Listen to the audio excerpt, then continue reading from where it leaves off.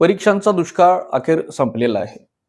गेली 1.5 वर्ष judicial cadre किंवा प्रॉसिक्युशन केडर यामध्ये एकही परीक्षा अनाउन्स झालेली नव्हती.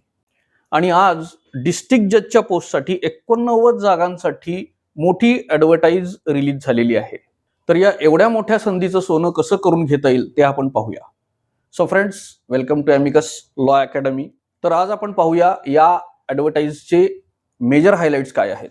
तर सुरुवात करूया इलिजिबिलिटीवरून. इलिजिबिलिटीचा सगळ्यात महत्त्वाचा बेस जो आधी होता त्यामध्ये चेंजेस काही झालेले नाही. 7 इयर्स 7 वर्षाची प्रॅक्टिस किंवा 7 वर्षाची सर्व्हिस हा एक नवीन प्रकार आलेला आहे, तो बघू आपण. तर 7 वर्षाची इलिजिबिलिटी पाहिजे, एक्सपिरियन्स पाहिजे.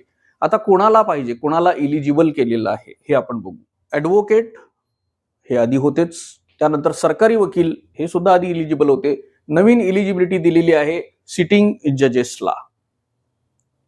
तर तीन प्रकारची इलिजिबिलिटी आहे. आता महत्वाचा प्रश्न हा आहे, इलिजिबिलिटीमध्ये चेंजेस काय झाली? सिटिंग जजेसना इलिजिबल केलं. आता अजून इलिजिबिलिटीमध्ये 2 आस्पेक्ट आहेत जे बदल झालेले आहेत. एक म्हणजे लॉ क्लर्क. लॉ क्लर्कचा संदर्भ येणार कुठे? 7 वर्षाच्या काउंटिंग मध्ये येणार आहे. तर ही जी 7 वर्षाची बेसिक इलिजिबिलिटी आहे याचं काउंटिंग कसं करायचं, यामध्ये जज म्हणून काम केलेला पिरियड, ॲडव्होकेट म्हणून प्रॅक्टिस केलेला पिरियड, सरकारी वकील म्हणून काम केलेलं पिरियड आणि लॉ क्लर्क म्हणून काम केलेलं पिरियड, असा कोणताही सगळा मिळून 7 वर्ष झालं तरी सुद्धा चालतं. मग what is the criteria? Advocate असेल तर ही शॅल बी इन प्रॅक्टिस मध्ये ॲडव्होकेट असायला पाहिजे. सरकारी वकील असेल तर सरकारी वकील असायला पाहिजे किंवा ॲज अन ॲडव्होकेट तो प्रॅक्टिसमध्ये पाहिजे. जज असेल तर मग जजशिप सोडलेली आणि प्रॅक्टिस ही बंद केलेली असं चालणार आहे का? नो. जज असेल तर आयदर ते जज म्हणून काम करत असले पाहिजेत किंवा ते जजशिपच्या नंतर प्रॅक्टिस मध्ये असायला पाहिजेत. हा क्रायटेरिया आहे. मग यामध्ये लॉ क्लर्क म्हणून जर काम केलं असेल 2 वर्ष, 5 वर्ष प्रॅक्टिस केली असेल, अशी 7 वर्ष होत असतील तर 7 वर्ष भरतात. याचाच अर्थ काय? तर 7 वर्षाच्या काउंटिंग मध्ये फक्त लॉ क्लर्कला घेतलेला आहे. पण मग लॉ क्लर्कला इलिजिबल केलेलं आहे का?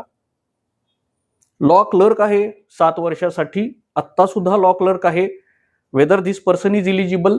No. So law clerk is only for the purpose of counting the period, not for the purpose of eligibility. इलिजिबिलिटीमध्ये हा होता एज्युकेशनल वाईज इलिजिबल. आता एक इलिजिबिलिटीमध्ये एक नवीन पॉइंट ऍड केलेला आहे, तो म्हणजे डिसेबल्ड कॅन्डिडेट्स. डिसेबल्ड कॅन्डिडेटना इलिजिबल केलेली आहे, त्यांना काही छोटी सवलत ही दिलेली आहे, ती आपण पुढे बघू. तर जज आणि डिसेबल्ड कॅन्डिडेट हे 2 कॅटेगरी नवीन इलिजिबिलिटीमध्ये ऍड झालेले आहेत. सुप्रीम कोर्टामध्ये दाखल झालेल्या 2 रिट्सच्या अनुषंगाने हे 2 बदल झालेले आहेत, ज्यांनी सिटिंग जजेसला अलाउ केलं आणि डिसेबल कॅन्डिडेट्सला पण इलिजिबल केलेलं आहे. एजचा जर आपण विचार केला तर एजमध्ये काही फारसा बदल नाही. 35 ते 45 हे ओपन कॅटेगरीसाठी आहे. 35 पूर्ण असायला पाहिजे आणि 45च्या ऐवजी 48 पर्यंत एक्सटेन्शन आहे हे बॅकवर्डसाठी, आणि डिसेबल कॅन्डिडेटसाठी सुद्धा 35 ते 48 हा क्रायटेरिया लागू आहे. मेजर हायलाइट फॉर्म फिलिंग मध्ये काय आहे? फॉर्म फिलिंग मध्ये काही मेजर हायलाइट बघायला मिळतात. सगळ्यात पहिली आणि महत्वाची गोष्ट, या ॲडव्हर्टाईज मध्ये कुठंही केसची लिस्ट मागील 3 वर्षामध्ये पेंडिंग डिस्पोज ऑफ आपण चालवलेल्या कॅन्डिडेटने चालवलेल्या केसेसची जी लिस्ट मागवत होते आधी, तो अपेंडिक्स इथं बघायला मिळत नाही. हा सगळ्यात मोठा बदल झालेला आहे, पण याला आता बदल म्हणता येणार नाही. कदाचित ही लिस्ट मेन्सला जाताना किंवा इंटरव्ह्यूच्या वेळी मागवली जाण्याची शक्यता आहे. पुढचं महत्वाचं आणि सोयीचं हायलाइट हे म्हणजे प्रॅक्टिस सर्टिफिकेट जे इश्यू करणारे जज आहेत, ते कॅन्डिडेट ज्या जिल्ह्यामध्ये राहतात किंवा कॅन्डिडेट ज्या जिल्ह्यामध्ये प्रॅक्टिस करतात, या दोन्हीपैकी कुठलेही जज चालतील.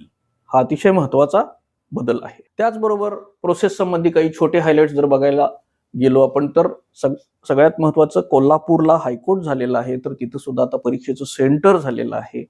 आणि सगळ्यात महत्वाचं म्हणजे वेटिंग लिस्ट, जी की डीजेला नव्हती. एमपीएससीच्या जेएमएफसी एक्झाम्सला वगैरे वेटिंग लिस्ट असायची, तर ती आता या एक्झामला सुद्धा असणार आहे. वेटिंग लिस्ट 1 वर्षासाठी ती इलिजिबल असणार आहे. हा सुद्धा प्रोसेस मधला महत्वाचा बदल आहे. अजून एक नोटेबल चेंज अशी आहे की डिसेबल कॅन्डिडेटना जे इलिजिबल केलेलं आहे, तर डिसेबल कॅन्डिडेटसाठी मेन्समध्ये 45चं पासिंग आहे आणि डिसेबल कॅन्डिडेटसाठी इंटरव्ह्यूमध्ये सुद्धा मार्कांची सवलत दिलेली आहे. त्यांना 35%चं पासिंग इंटरव्ह्यूमध्ये ठेवलेलं आहे. सगळ्यात महत्त्वाचं हायलाईट सरते शेवटी हेच आहे की सगळ्यात मोठी ऍड आहे. अजूनपर्यंत डिस्ट्रिक्ट जजची एवढी मोठी भरती झालेली नव्हती आणि एवढी मोठी संधी डिस्ट्रिक्ट जज होण्याची आलेली नव्हती.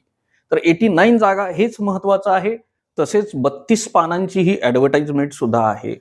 बऱ्याचशा गोष्टी यामध्ये बारीक सारीक आहेत, नोटेबल आहेत, नवीन सुद्धा आहेत आणि या सगळ्या गोष्टी बारकाईनं वाचणं, माहीत करून घेणं हे गरजेचं आहे फॉर्म भरण्यापूर्वी. यासाठी फॉर्म भरताना काय काळजी घेतली पाहिजे, कारण फॉर्मवर आपला इंटरव्ह्यू पर्यंतचा प्रवास बेस्ट असतो. फॉर्म भरताना काय काळजी घेतली पाहिजे यासाठी एक स्पेशल सेमिनार अकॅडमीने अरेंज केलेला आहे 5 फेब्रुवारी 2026 संध्याकाळी 7 वाजता ऑनलाईन. त्याचप्रमाणे दुसऱ्या एका सेमिनारमध्ये आपण चर्चा करणार आहोत प्रिलिम्स एक्झामच्या प्रिपरेशन विषयी. हा जो सेमिनार आहे हा 12 फेब्रुवारी रोजी संध्याकाळी आहे. सो फ्रेंड्स, पुढील चर्चेसाठी आपण भेटूया सेमिनारमध्ये. So good day and good bye.